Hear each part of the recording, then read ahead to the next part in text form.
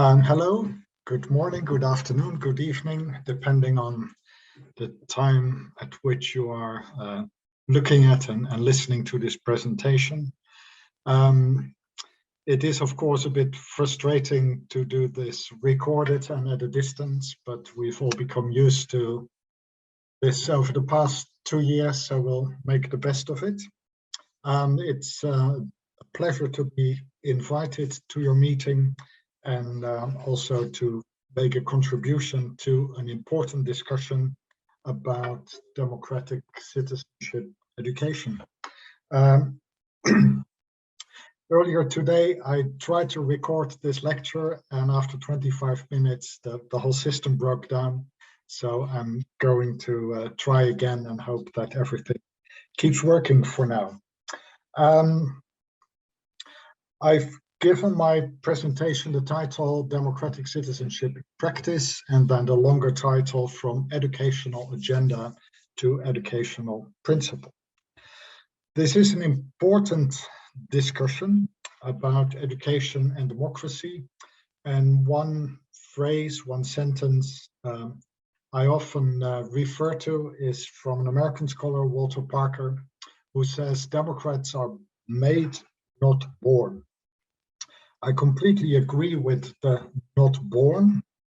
I'm not entirely sure whether we can make Democrats, but I do think it's a really important question for us as educators, whether and how and what kind of contribution we can make to the whole question of the future of democracy. But there is a problem here, because many people are convinced that education needs to do something here. But what often happens in those situations is that policymakers sort of shift another agenda to the school and say, here is one more thing you need to take care of. And that's a problem, because we know around the world, schools are under pressure to do a lot. And if something else is added to that, it not only feels as another burden, which is not a good energy to begin with, but there is also the question, can you really make space for that in relation to all kind of other priorities? The idea I want to sort of put on the table for today is to say that there is a different way to think about the whole question of education and democratic citizenship. And that different way comes into view when you get a sense of what I call here the democratic principle. You can say the thing that is at the heart of democracy and that needs care and attention. Because when you are able to identify that principle, then it becomes much easier to see whether you can pay attention to that principle in everything you already do in school and as a teacher, so that it doesn't become something extra that needs to be added, but something that you can give more care and attention, you could say. And I think if we work out of principles rather than out of agendas, it makes it possible to take care of these important questions without just adding them and putting everyone under pressure. So that's the idea behind my presentation. And what I'll try to do is to give you some food for thought, you could say. I'm a man who really loves detail. So I always need to work hard to keep things focused and simple. That's what I've tried to do in preparing this presentation. I will take you through some ideas in 5 steps, and then I have a little afterthought, a point I also find important to mention. So I hope that works and will stimulate some conversation and discussion at your end, and maybe provides inspiration for the practical work we all try to do as educators.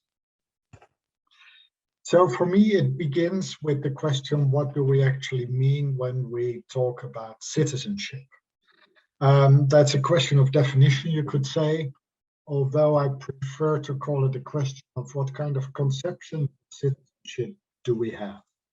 And when you look at discussions about citizenship, democracy, education, you see all kinds of different ideas that all have a place, they are there for a reason, but that maybe differ from each other. And I want to start by pointing out three different ways in which people are talking about citizenship. One, which you probably recognize, is what I call here a social conception, where citizenship is connected to big questions about social cohesion. You can say how our societies hang together, and integration. That's a really important question, and it puts a particular focus on citizenship and citizenship education. You can say, how can we create more cohesive societies and relationships between human beings? And how can that help to integrate everyone into the social fabric? There is a second discussion about citizenship where you hear different words and a different language. You hear talk about responsibility. Students should become responsible citizens. People talk about values of respecting each other, about tolerance. This is much more a moral register to talk about citizenship, so I characterize it here as the moral conception of citizenship. Both make sense, both are there, both are important, but I always tend to think that they are lacking something. You can say the problem with a focus on social cohesion and integration is that a society with strong cohesion and everything being integrated is not automatically a democratic society or a society that cares about democracy. The extreme example is North Korea. You can say very cohesive, very integrated. Everyone looks in the same direction, is told to think in the same way. I think the men are even required to all have the same haircut, but no sense of democracy. So you can say, just to say we need to push towards cohesion and integration, and not asking where is democracy in that is a problem. That's also there when we move to a more moral discourse, because there is, for example, interesting research that shows that there are citizens who are very responsible, very respectful, in a sense, tolerant, but are not really interested in democracy. So again, you can say good values, but they miss something. That's for me a reason to say when we talk about citizenship and democracy, we always need to keep the political dimension into view, a political conception of citizenship that highlights important values, liberty, equality, and solidarity. So this is sort of a first step in to say when we talk about citizenship, let's make sure that we always include the democratic dimension and be mindful that in social and moral conceptions, that cannot be taken for granted. Still, you can say in the part about definitions, if we argue that citizenship is about democratic citizenship, then the next question is, so what then is democracy? How do we define that? At one level, very simple, democracy means ruling by the people. You can see that almost literally in the word democracy.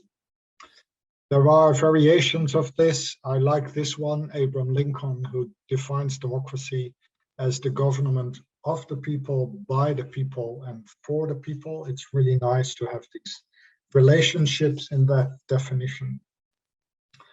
But the one from Winston Churchill also makes me smile, and there is some wisdom in it. Democracy is the worst form of government, except for all other forms tried so far. And Churchill is expressing that democracy is messy, difficult, never perfect, never smooth. But then when you ask, okay, what's the alternative? Then Churchill says all other alternatives to sort out our common life are often worse than democracy. So that's a nice way to get into it. Nowadays, people would say that democracy has two central values. The value of equality, and maybe that's sort of the basic democratic value, and the value of freedom, where some people say this has become another dimension of thinking about democracy. When you ask, why does democracy matter? It matters because we value the freedom of every human being to lead their own lives. But that always comes with, you can say, the demand of equality, that everyone has an equal degree of freedom there. So freedom and equality are two central democratic values. That's why many people would say, when we talk about citizenship nowadays, it's in the context of liberal democracy.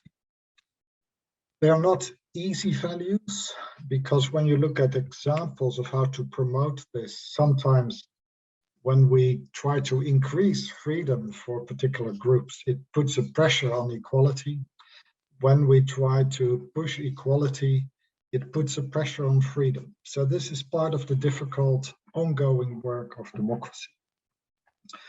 Solidarity, you could say, is the third value here in the mix. This is, in a sense, about the proactive dimension, the need in a liberal democracy not just to care about your own freedom, but also care about the freedom of other citizens, other people in society. Now, I'd like to make two observations about democracy, because they are important to move towards the democratic principle and then from there to education. First point I wish to emphasize is that democracy is a historical invention. It is something that emerged in a particular context at a particular point in time. Many people refer back to the city-state of Athens in ancient Greece, where people started to organize their common life based on values of equality and, you can say, freedom for some. So to highlight that it's a historical invention is also to say that democracy is not natural. We're not born as democrats, as Walter Parker says. But I want to add something to that. I also want to say democracy is not rational. It's not that if you think in a logical and rational way that you will automatically become a democrat. And this is partly important to understand, that not everyone is immediately convinced that democracy is a good idea. And that we cannot simply say that people who have questions about democracy are unable to think.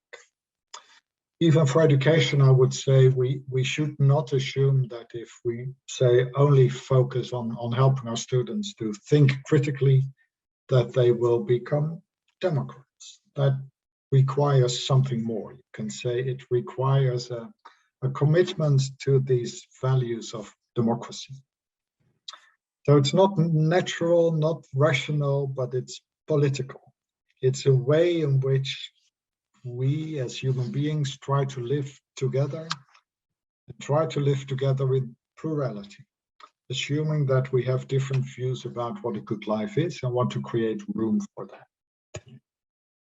But then you can say it's not any kind of plurality. So these values of liberty and equality and solidarity are there to put sort of a boundary around the plurality that's possible. And I'll come back to that a little later. But the plurality and the democratic values, they form a set here, you could say. The other observation I want to make, also an important one for what I'm trying to argue, is that I want to suggest that democracy is not about choice. We hear this a lot, where people say, what's democracy? Well, you ask everyone what they want, you count the numbers, then you have a majority and you give the power to the majority. And people might say that's the legitimate and democratic way to sort out what needs to be done. It's not unimportant, but you can say if we just accept people's preferences and never ask any questions about that, we are not really yet capturing what democracy is about. Because some people may have preferences that go against democratic values, that may even go against democracy itself. So when you ask what then is a democratic process, it starts, of course, with giving everyone an opportunity to express their preferences, to say what they want, what they value, what they desire. But you can say that's the starting point. And then we need to get into a process, a conversation, an interaction, where we look at all these preferences, at all these desires, and begin to figure out which of those desires and preferences can we carry as a community, as a democratic society. That for me is the real democratic process, which means that it's not the process of counting, but it's a transformative process where everyone can put their preferences on the table, but then the difficult work begins. Because we know that not everything that everyone wants is possible. As a society, we have limited resources. There is limited time. We need to figure out the tension between the preferences of one group and the preferences of another. So this transformation, you can say, is the real democratic process. There are thick books about deliberative democracy that talk about this. I always go back to the Rolling Stones, that the whole point of democracy is that you can't always get what you want. That means, and this is an important insight from a British political philosopher, David Marquand, that democracy requires what he calls self-restraint. We have to understand that to live together in plurality, we cannot get everything we want, and we need to restrain ourselves. And then Marquand says, I think quite honestly, as human beings, that doesn't come naturally. There is work to do to restrain yourself. So he says that has to be learned, and there we begin to see an educational dimension. So to try to live democratically is actually a strange way of living. I call it here an interrupted way of living. It's not one where there is full flourishing and full development for everyone. It puts limits and limitations on what each of us can achieve in their lives. There, I think, it's a small point, lies the difference between democracy and populism. Because in populism, we often hear that politicians say, if you vote for me, I'll give you everything you want. That is, of course, a lie. That is an impossibility. But it sounds good, and it almost sounds democratic. Now here, something interesting happens, because I think that this transformation of what individuals want or desire into what groups, collectives consider as desirable is not just the key democratic question, it is also the key educational question. A very simple example, I assume that a number of you, maybe many of you, are parents and have children. And we know that children have all kinds of desires. But we know as parents that if we just say yes to everything that our children desire, we end up in disaster. Yeah? We spoil our children. We never help them to come to terms with the fact that not everything they desire is a good desire. think simply about the food that children want to eat or the sweets they want to eat. Of course, that's attractive, but we know that too much sugar destroys your teeth, too much fat destroys your body. So part of the work we have to do there is to help children to begin to see that not all those desires are worth pursuing. And there you can say we are at the heart of the work of education. Because if we care about our children and care about them being able to lead their own lives, we should help them not to become a slave of desires, but we should help them to stand up and be in a relationship with their desires. And I think that's an old educational question, but also very urgent today.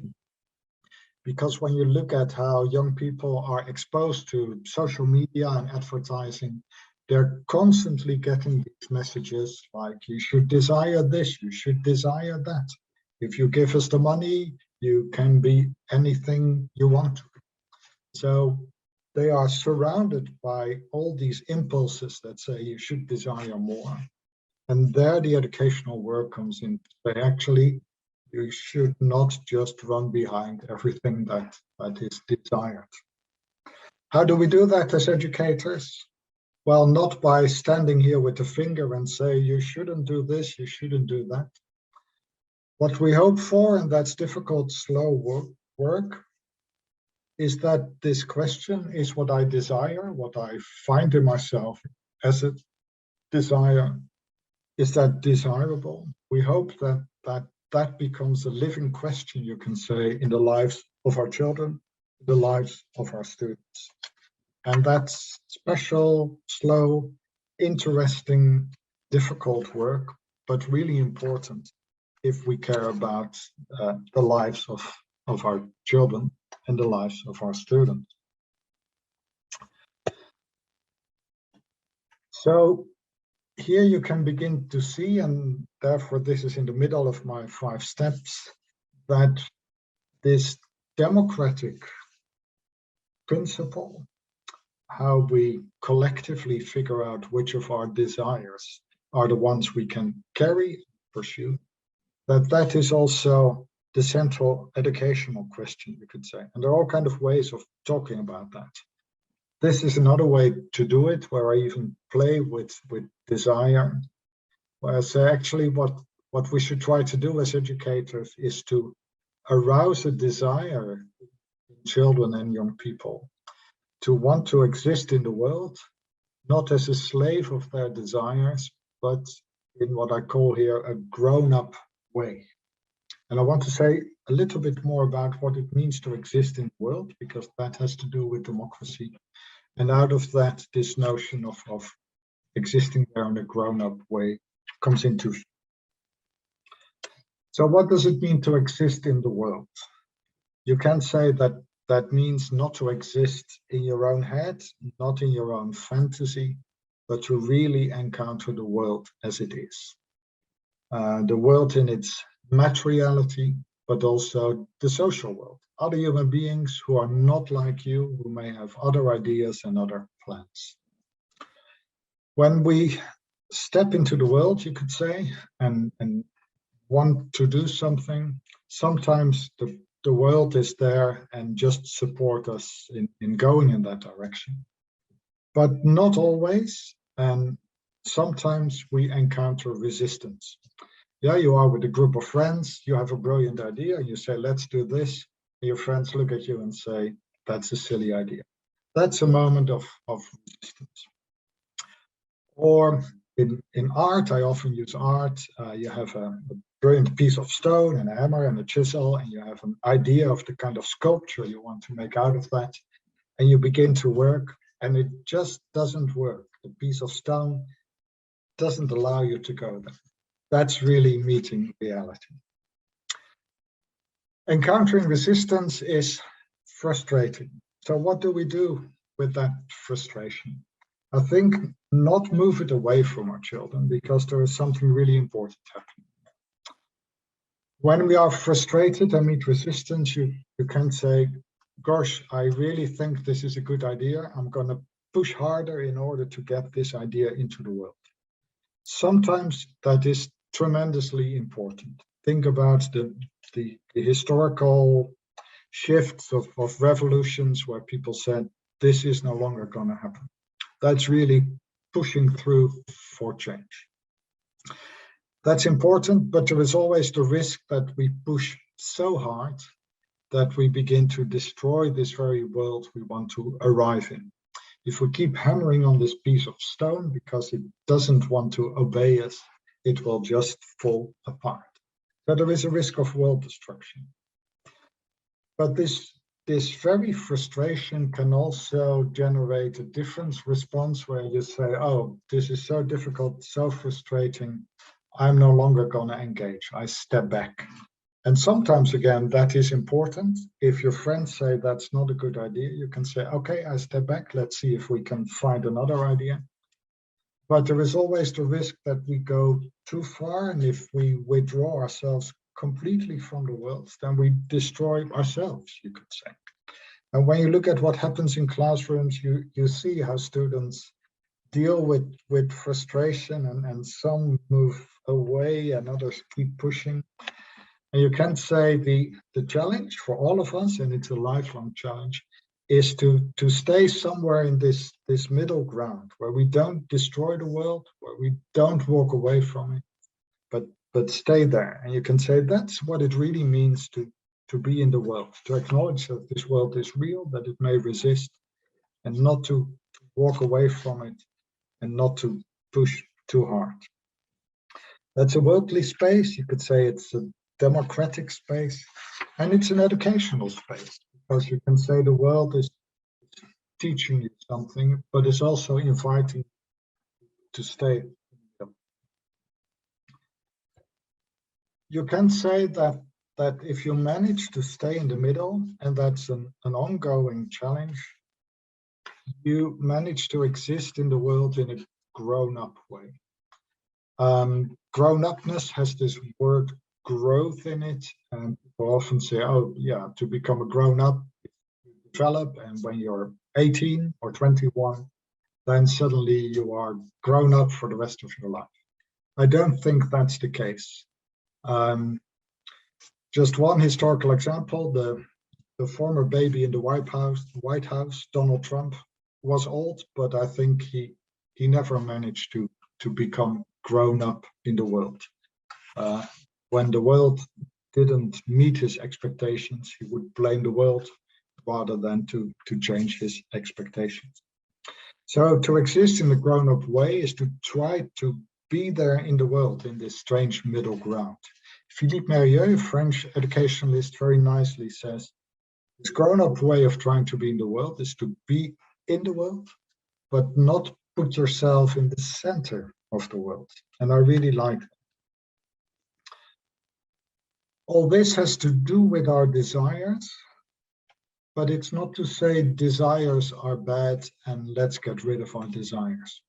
We need our desires, but you can say we need to figure out what the right desires are going to be, the helpful desires. If you have the shortest summary of my talk, I would say what we need to work on with our students is that they develop a desire for the democratic way of existing.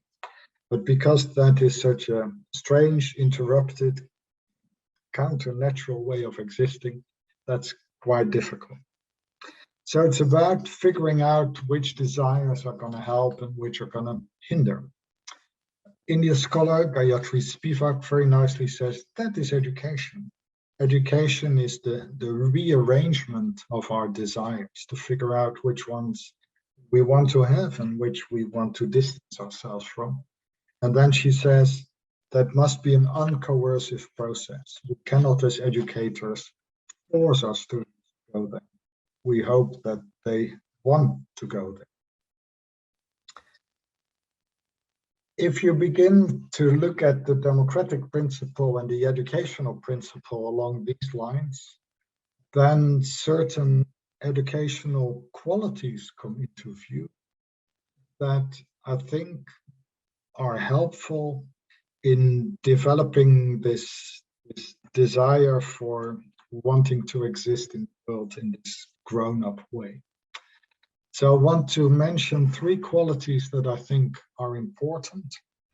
And I mention them because here you can begin to see if you want to work on democratic citizenship, not out of an agenda, but through principles. These are qualities where we then need to think, have we got them in our curriculum, in our pedagogy, in our school culture, in how we interact with our students? This is the first, interruption. For us to work with our students on the desire for democracy means that we need to allow our students to really encounter the world, to really experience resistance. And you can say to help them to stay with that moment. And those are always interruptive moments because they stop us in our tracks. Now, there are people who say education needs to be smooth, it needs to be personalized so that students can move very quickly to the learning outcomes. This points at the importance of the very opposite, that there is a quality of interruption, meeting the real, that's really important. It's one thing to meet something that stops you in your track. It's another then to have enough time to really encounter that and figure out what's happening there.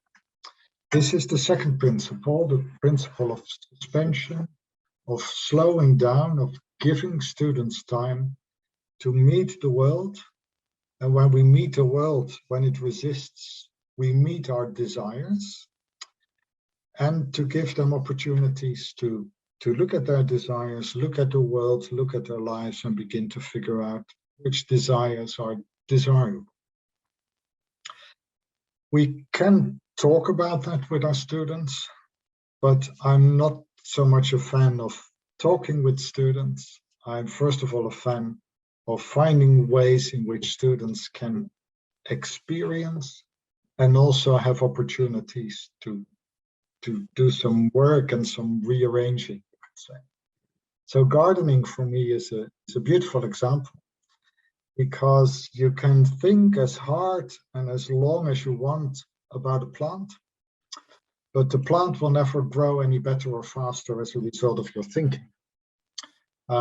So in gardening, you encounter a reality that actually asks something from you, care, attention, that slows you down. The plants have their own rhythm, their own time, and that allow you to come in a relationship with the world that's very different from thinking or talking. Animals have a similar quality, you can say, a slowing down quality. Fellow students do that as well.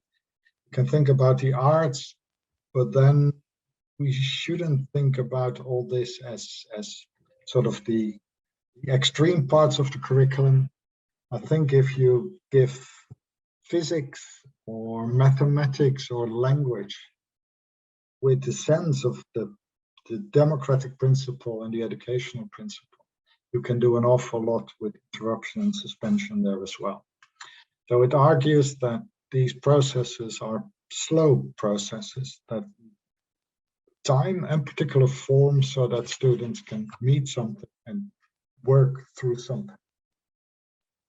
And then you can say, if this is what democratic education is about, these are the principles that are important.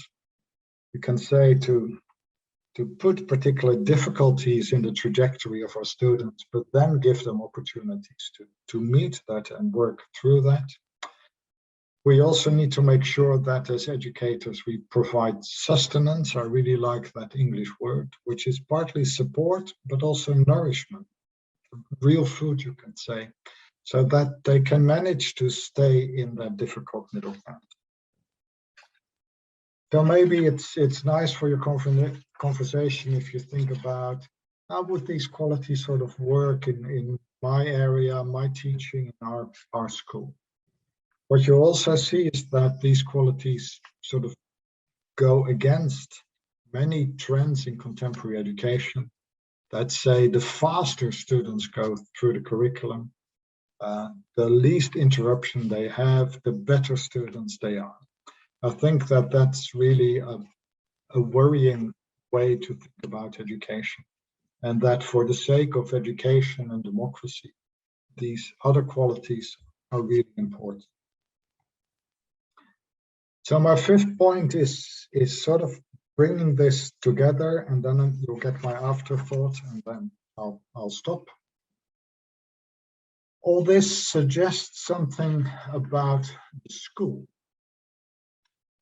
And some people say the school is a rather old institution. We need to get rid of it. We need to create flexible learning spaces or move everything online. I think that that's not a good idea. I think there is something really precious about school. School is not home. You have to leave your home to go to school. But the school is also not work. It's not real society. It is this strange, I call it here a halfway house, not home, not yet the street. And to have those kind of places and spaces in society is really important. Spaces where you can say the new generation gets time to meet the world and meet themselves in relation to the world. Material world, the physical world, the natural world, the social world. So you can say this is an argument not just for slower education, but it's an argument for a school that gives this time, that makes this time available. And this goes in the opposite direction from saying everything should be effective, everything should be efficient, everything should be focused on learning outcomes. For the sake of democracy, you can say we need this place in society, and it's a special place with special qualities that we need to take care of. So on the one hand, I would say, if you begin to see the democratic principle and begin to see that that's in a sense also the most basic educational principle, it becomes possible to give democratic citizenship a place inside education. But what I'm pointing at here is that this is not inside education that wants to go fast and smooth and just thinks about individual students running towards the exit. This is the opposite. Those were my 5 points, and now I just want to give you an afterthought. Maybe that's relevant for your conversation and your meetings as well. Because I've clearly stated that for me, the question of citizenship is linked to the question of democracy, and therefore to these democratic values of liberty and equality and solidarity. But of course, that raises the question, what is the status of those values? Where do they come from? How can we almost justify them? Some people say, well, these values are our values. As a democratic country, we have these values. And if other people want to live in our country, they need to adapt to those values. You'll probably recognize this. A couple of years ago, the Prime Minister in the Netherlands said it in a blunt and completely impolite way, where he said, if you want to live in the Netherlands, you have to adjust to our values, and if you don't like it, then just go away. So this is one way to think about democratic values. They are the possession of the people who are here, and others have to adapt if they want to live in, you can say, our country. And you can see the quotation marks around the difficult words. I don't think that that's a good way to think about these values. Other people might say, actually, these values, they were democratically chosen. In our country, there is a majority of people who, you can say, have voted for these values. And then you come back and say, well, that's democracy. So if there is a majority that says we want liberty, equality, and solidarity, then the minorities have to obey the majority vote. So this sounds good, but there are still some problems. I'll come back to the point, but you can say one of the problems with this justification, where you say, yeah, these are the values of the majority, is that when the majority changes, there could suddenly be other values. And if you say the justification for democracy is that it's about what the majority wants, if the majority wants something else, it looks like they have democratically abolished democracy. And we have historical examples of that, where you can always ask what did really happen, but where, yeah, governments were voted in, who then started to dismantle democracy. And it's probably happening now in our times as well.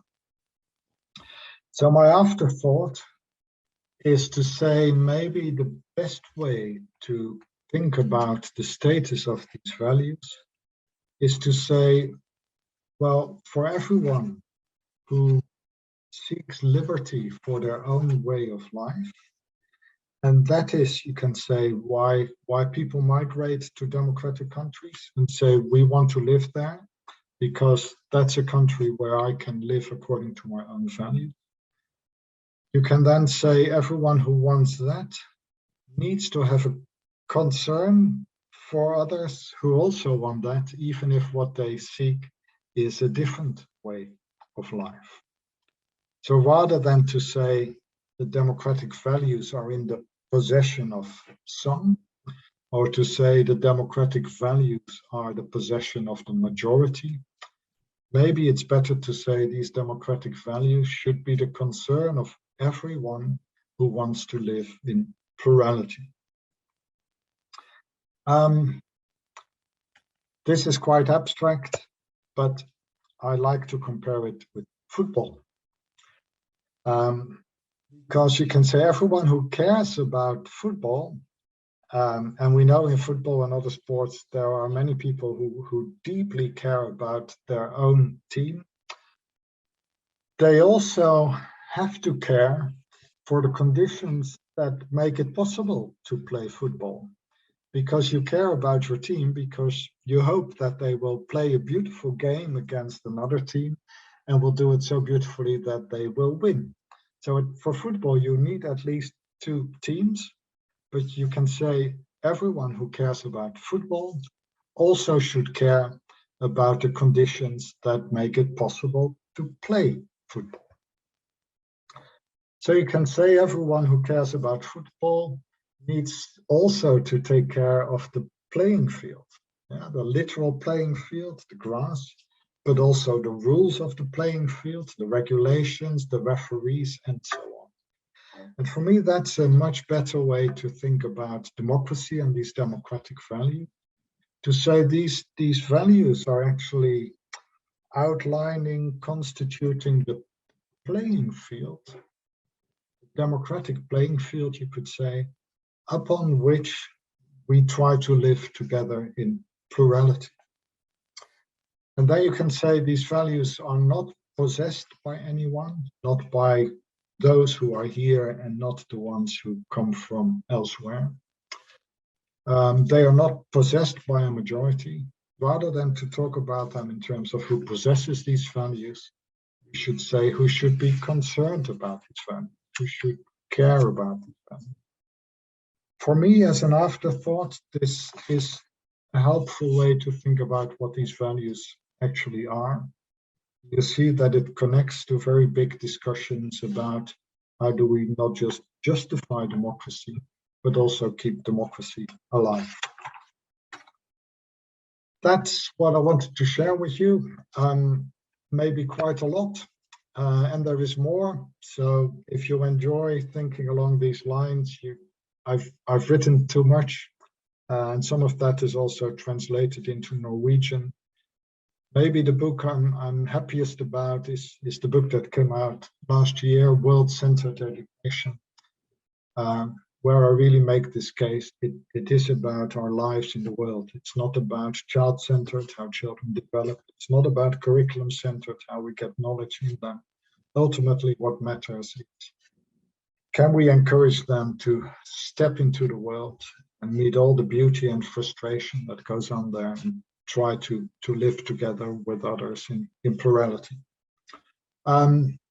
So thanks very much for your attention. I wish you all the best with your meeting and your conversations and discussions, and hope that this has helped a little in raising some interesting questions and seeing some interesting outlook possibilities. Thanks very much.